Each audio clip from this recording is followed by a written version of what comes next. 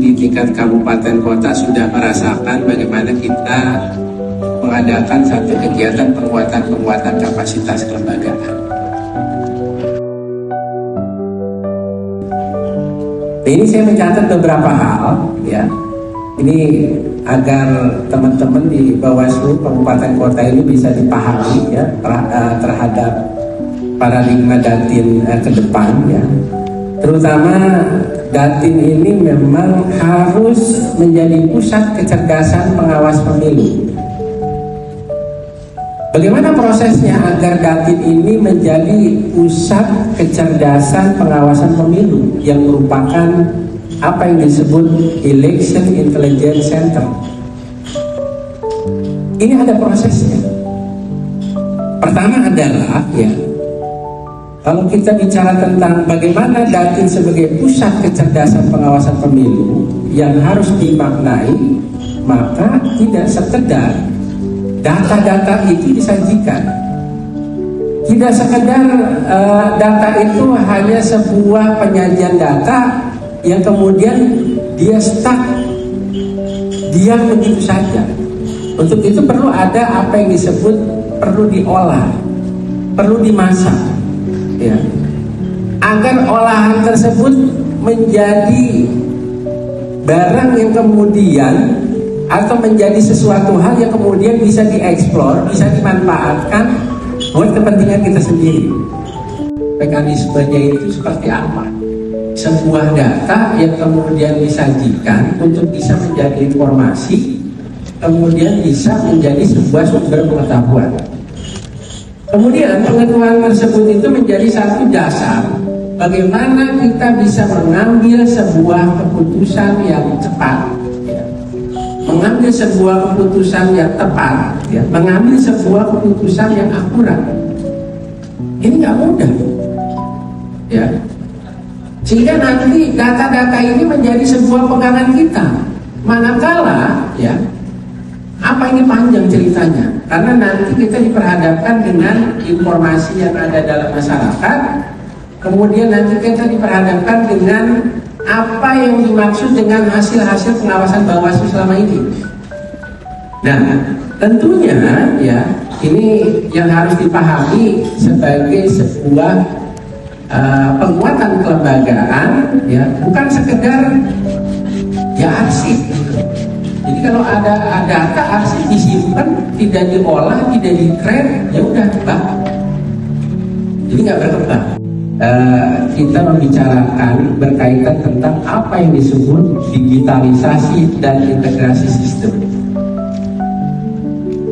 Prosesnya ini bagaimana kita bisa membangun satu apa yang disebut simpul yang menghubungkan seluruh basis data pengawasan.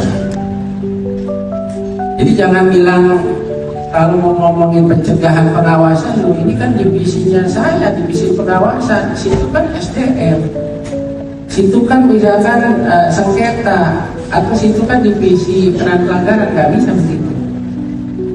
Jadi ini menyangkut secara global, ya, bagaimana bisa menghubungkan satu simpul pengawasan secara keseluruhan. Itu yang pertama.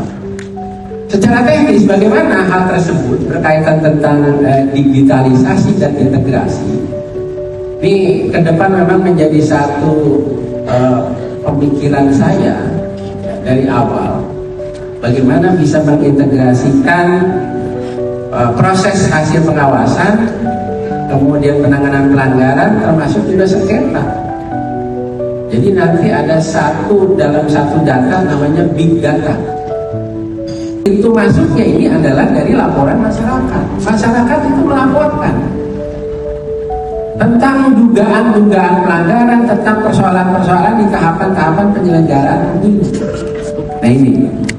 Nah, selain laporan masyarakat, ya, tadi saya singgung bagaimana hasil pengawasan, bagaimana hasil proses penanganan pelanggaran. Perspektifnya ini antara proses pengawasan, sebetulnya kan kalau kita kerucutkan ini menjadi dua, ya, apakah masuk di pintu temuan ataukah masuk di pintu laporan, itu aja. pengawasan, penanganan pelanggaran, termasuk juga putusan sengketa. Bagaimana itu bisa dilakukan secara langsung, bisa terintegrasi, ya. Kemudian juga ini apa yang menjadi target dari proses apa yang disebut digitalisasi dan integrasi? Ada targetnya, ada outputnya, ya. Bagaimana membentuk apa yang disebut big data, ya, big data pengawasan pemilu yang dapat dianalisis secara real time. Ketika putusan Dewan Kehormatan Penyelenggara Pemilu memberi punishment kepada saya, peringatan keras sudah terakhir, saya melakukan upaya hukum kemana? Ke Petun. Sekedar informasi, belum ada dalam sejarah Petun itu Petun memenangkan pertarungan tersebut. Di pengadilan kita dikuatkan oleh pengadilan.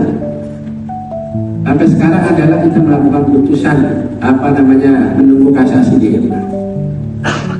Nanti kalau mau cari informasi putusan-putusan tersebut ya sebagai bahan pegangan. Satu saat di teman-teman Jatim diperlakukan tidak adil, itu bisa menjadi sebuah pegangan. Sekedar informasi. Ini artinya apa? Kita pegang data. Data itulah yang menjadi pegangan kita. Bukti. Makanya kalau kita mau rakor, mau kegiatan rapat pleno dan sebagainya, itu yang namanya rekaman, yang namanya tanggal, bulan, tahun, hari, apa dan sebagainya, itu semua dijadikan, tidak sekedar dijadikan sebuah dokumentasi. Bagaimana keterbukaan menumbuhkan kepercayaan publik ini? Jadi publik ini harus diberi pemahaman bagaimana pentingnya data dan informasi. Kalau nggak diberi pemahaman begitu, mereka tidak akan pernah tahu gitu.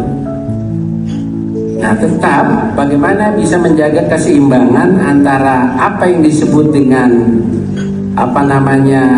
informasi, ya, dan juga apa yang disebut dengan aksesibilitas tersebut. Dua hal itu bagaimana bisa menjaga keseimbangan. Kemudian yang terakhir ini kaitannya dengan penguatan kapasitas SDM, ya.